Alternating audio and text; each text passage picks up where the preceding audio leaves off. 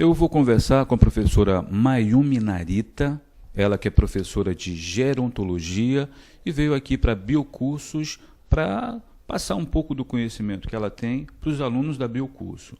Professora, como é que está essa questão da gerontologia? Como é que está a questão do estudo sobre a gerontologia? A gerontologia vem se desenvolvendo cada vez mais por causa do envelhecimento da população. Então, a gente sabe que agora 11% da população brasileira é de idosos com mais de 60 anos.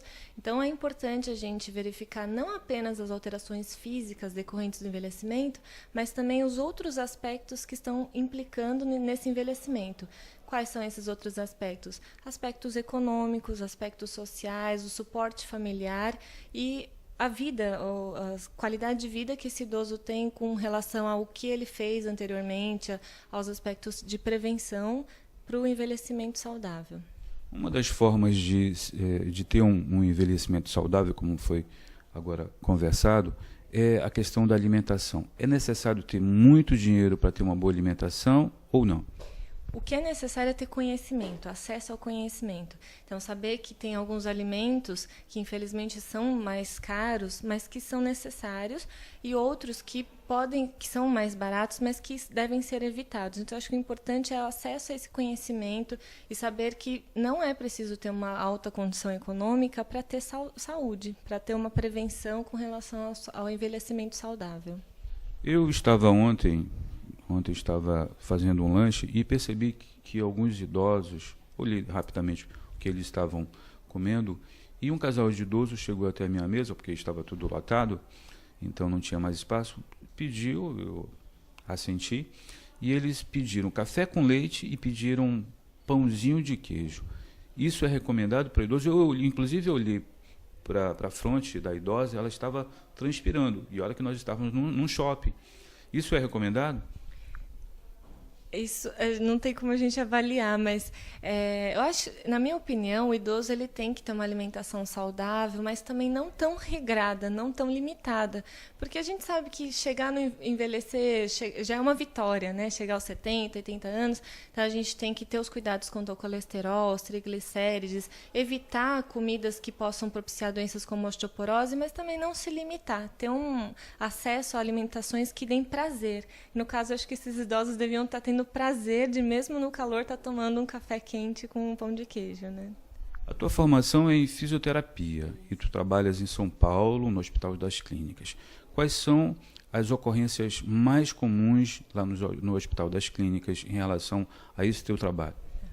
A gente trata muitos idosos com doenças neurológicas, como doença de Parkinson, doença de Alzheimer, muitos idosos que sofrem quedas, porque a gente sabe que a ocorrência de quedas é muito alta na população de idosos, aproximadamente 30% dos idosos sofrem pelo menos uma queda ao ano, e uma queda para o idoso traz consequências graves, não somente lesões leves, mas fraturas e até o óbito.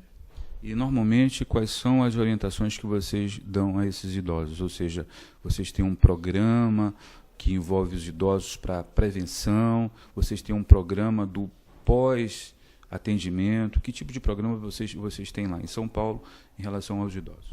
A fisioterapia ela enfoca preventivamente, então a gente faz orientações de como evitar essas quedas, como evitar que a pessoa tenha algumas doenças como osteoporose. Tem outro enfoque que é de tratamento e outro enfoque de manutenção.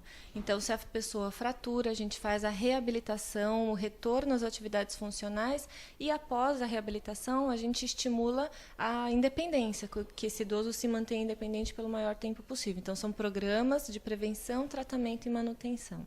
Recentemente foi publicado nas nossas mídias, tanto televisivas, como jornal escrito, como as mídias digitais, de que um determinado experimento conseguiu rejuvenescer a célula de um idoso, abrindo uma perspectiva de que daqui a algum tempo, quem sabe daqui a 20, 30 anos, o idoso já não seja essa pessoa de 60 anos, seja uma pessoa de 100 anos, quem sabe até 150. Quais são as novidades nessa área, além dessa que eu estou falando? Há muitos estudos com células-tronco, muitos estudos no sentido de evitar o envelhecimento, mesmo senescente dessas células. através de alimentação, pesquisas genéticas, e principalmente a célula-tronco no sentido de retardar, de substituir aquelas células que morreram. Então, tem muitos estudos na doença de Alzheimer, em AVC e doença de Parkinson que estão mostrando resultados, mas não em humanos ainda. Eles estão estudando em laboratório, em cobaias, e posteriormente eu espero que chegue até o acesso para a população idosa humana. Qual seria a mensagem que você passaria para o nosso telespectador, para o telespectador do programa Ideias, da pessoa que já se considera idosa, e até mesmo as pessoas que estão no entorno dessas pessoas que são idosas? Qual seria a mensagem que você passaria para o nosso telespectador? A mensagem final é que todo mundo vai envelhecer, inevitável. É um fenômeno pela qual todo mundo vai passar. Acho que é ter paciência com os idosos, porque a gente vai ser idoso e a gente vai querer que nos tratem bem, com paciência. É ter atenção, cuidado que ele merece, e entender que muitas vezes o idoso não faz algumas alterações de comportamento ou birras, né? Porque ele quer, mas muitas vezes por alguma dificuldade, ou por depressão, uma demência, como uma doença de Alzheimer. E, apesar disso, ele não deixa de ser aquele ente querido que sempre foi durante a vida toda. Então, acho que esse apoio, esse suporte, eu acho que esse é o diferencial da gerontologia, saber que o idoso não é só o idoso. A gente tem que reconhecer que ele tem família, tem todo um passado econômico, as dificuldades, os sofrimentos e as vitórias também. Então, considerar todos esses aspectos ao lidar com o idoso. E para o idoso, qual a mensagem? Não sintam que são menos, que têm mais dificuldades ou que são inferiores. Vocês têm capacidade, têm potencial, como tiveram a vida toda, e acreditem que vocês ainda conseguem se manter independentes se vocês quiserem, né? Tem que buscar fazer uma alimentação saudável, praticar atividade física, ir atrás de grupos, porque ninguém vive sozinho.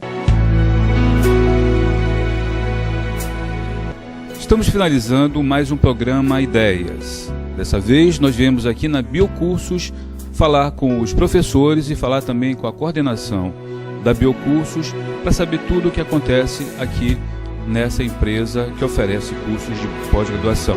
E você, gostou do programa de hoje? Eu quero saber. Ligue para mim, meu telefone é 9112-9676, ou então passe o e-mail. O e-mail é bewastone@hotmail.com. Tenham todos um bom dia.